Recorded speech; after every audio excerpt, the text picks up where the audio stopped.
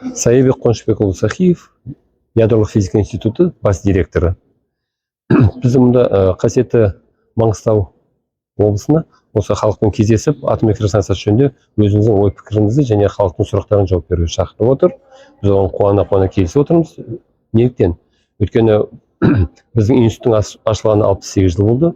Оның ішінде 58 жылдай су зерттеу реактор жұмыс істеп тұр. Өздеріңіз білетіндей, халықаралық энергетика жөніндегі агенттік, атом энергетикасы жөніндегі агенттіктің талабы бойынша атом электростанциясы және зерттеу реакторларына қоятын талап бірдей. Демек, 58 жылдай болдық, Алматының түбінде атом электростанциясы бар деп есептей беріңіздер. Оны не үшін айтып отырмын? Өйткені ол жерде отынды қалай сақтау керек, одан кейін қалай ядролық реакторлардың энергиясын алу қажет, және оны бейбітшілік мақсатта қолдануға болатын әмбе оны қалай суыту керек, және оны қалай сақтау керек. Міне осының бәрін біз 58 жыл жұмыс істеп келе жатырмыз. Яғни 58 жылдың ішінде өзіңіз де білесіздер, кем дегенде 4 ұрпақ кадрлар дайындадық. Осының үшін ол жұмыс істеп келіп өзінің үлесін қосып беріп отырса, онда демек біз кадрларды даярлай аламыз деген сөз.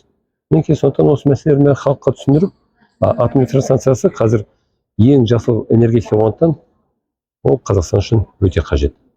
Енді қазіргі біздің пайымдауымыз бойынша, Қазақстан атом электростанциясы жөніндегі сол ұйымның есебі бойынша 2000 адам қажет, 2 блокты қамтамасыз ету үшін, жұмыс істеу үшін.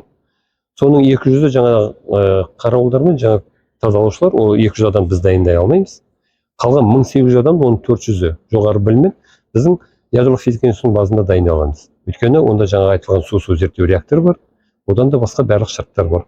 Қосымша 3 оқу орталығымыз бар. Олар 2000, 2003, 2017 жылдары МАГАТЭ-нің қолдауымен ашылған және Америка құрама штаттарының энергетика министрлігінің қолдауымен ашылған орталықтар. Міне осы орталықта біз осыны шейін 5000 кадр дайындап келдік. Енді ар жағында 1300-1400 адам дайындау бізге аса қиындық туғызбайды. Ол анық.